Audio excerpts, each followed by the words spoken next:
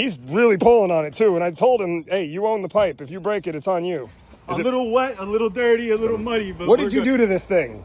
It's a Z-Wave 220 control. That's the freaking homeowner in the water, saving his own suction line.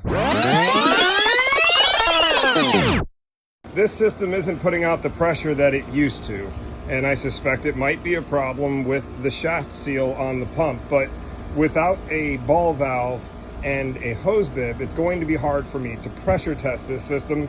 With an indexing valve, I definitely need a ball valve to cut the water off from going out to the field, and I'm also going to need a point to put a hose onto the pump station in order to do the pressure test. I also want to remove the unions on this because they could also be causing an air leak, which would also affect the pressure of the system. We'll be removing both of those unions, installing a hose bib, and installing a ball valve so that we can pressure test to see if there is a problem with the shaft seal. I want to point out this little coupling here because that's what it is, a little drainage coupling.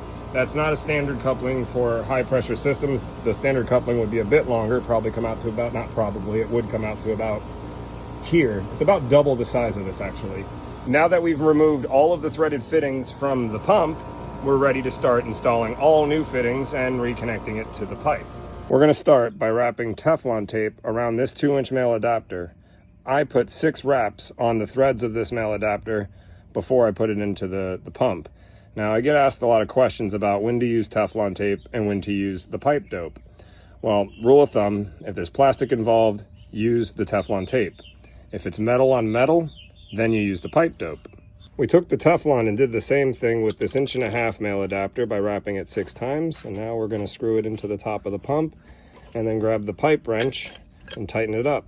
Now we need to install a coupling and a short piece of pipe to go between here. We're going to start by using our primer of our 2-part solvent.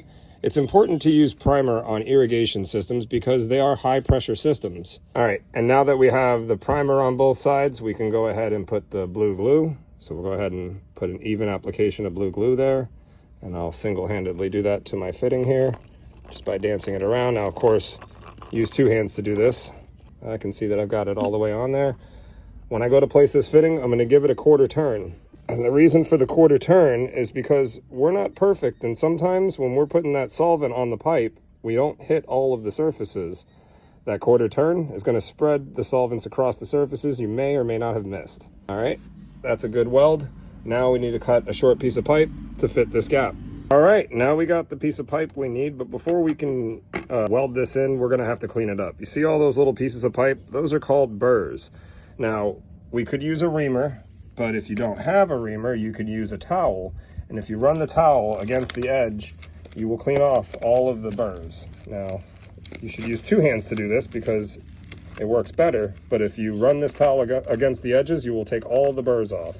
And then it will look clean like this. Now, I know some people out there are going to tell me, hey, you should use the pipe reamer. It'll be cleaner. And yes, the pipe reamer also puts a nice rounded edge on there so you don't scrape the solvents off when you go to press the pipe into the fitting. Most people aren't carrying reamers. Let's be real.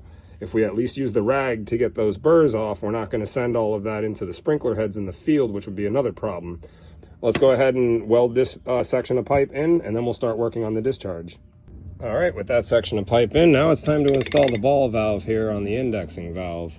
You're going to notice while I'm building this that I'm not going to install a pressure relief valve, and I get a lot of questions about that.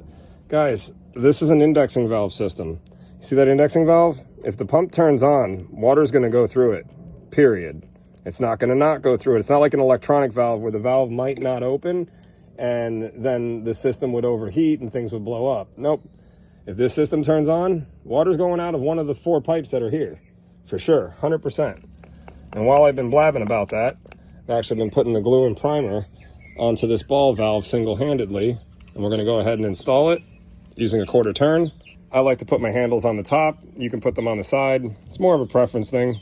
Once this goes ahead and gets set, I'm going to add a piece of pipe here and then add another piece of pipe here so that I can start lining things up for where I want to put the T and the hose bib on top. All right, with those 2 pipes in place, all that's left to do is install the T with the hose bib on it, let the solvents cure, and then we can do our pressure test on the pump.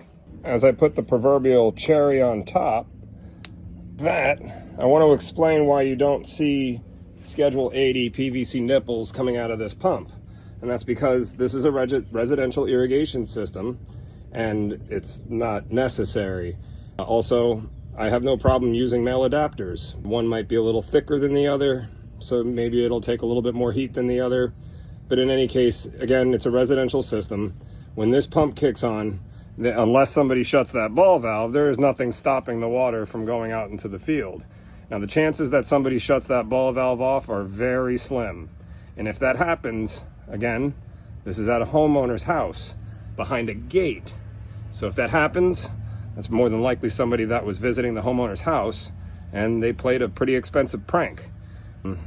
We can't prepare for those kind of things, or we won't prepare for those kind of things. And I can tell you right now that the person's house I'm working at is probably watching this video and commenting down below. We got the pump primed up using this tool right here, which I get a lot of questions about. This is called the guzzler. It says it right there. This tool is used to pull the air out of the intake line and replace it with water. Every time I pull that handle up, it pulls the water up the intake line, and every time I push it down, it exhausts the air until there is no more air, until this exhausts water, which I've already done that, and now we're ready to do the pressure test. I have this closed, I have this open, and now we're gonna open up this water here. We're gonna send it. We wanna make sure all of our connections are nice and tight so we're not dripping water anywhere. And then what we're looking for is any kind of a leak to come out of the bottom of the pump here. And we're looking good so far. Just when you thought this was a typical Florida irrigation system, you were right. It is a typical Florida irrigation system. What did you do to this thing? It's a Z-Wave 220 controller. A Z-Wave 220 controller. We're gonna have Danny start the system up for us because I can't turn it on, and we'll see what we see. Look at that, wireless right there. It's cavitating a lot.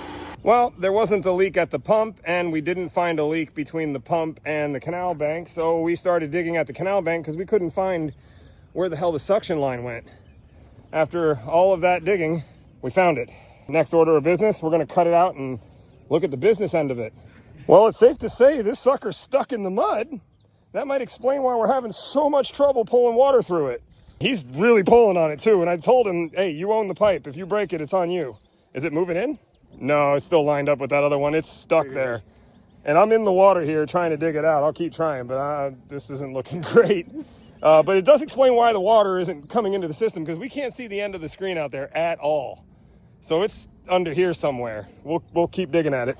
Y'all want to see homeowner dedication? That's the freaking homeowner in the water saving his own suction line. That's dedication, and that's homeownership right there. Did you get it all the way out, man? Or, all right, I'll grab the end of it. Look at that. We got the system up and running. How does that feel? Awesome, man. A little wet, a little dirty, a little muddy, but we're good. And I think you lost an AirPod in the transaction. But I wet my phone. Hey, but iPhone's going to survive that. The AirPod maybe not so much. But now we got the irrigation system up and running. We're going to come back out to this one to install the proper screen. I ended up taking the screen that was out there, cutting a few new lines into it so that it would be a little cleaner. And we floated it out there. We've got one nozzle here. I'll clear this nozzle for you before I leave, because that's an easy fix. We'll clear this nozzle out so that this area doesn't stay as dry. But good stuff. The sprinklers are up and running. There's a couple of little things we need to play with. Hell, but the hard part's over. Yep, definitely.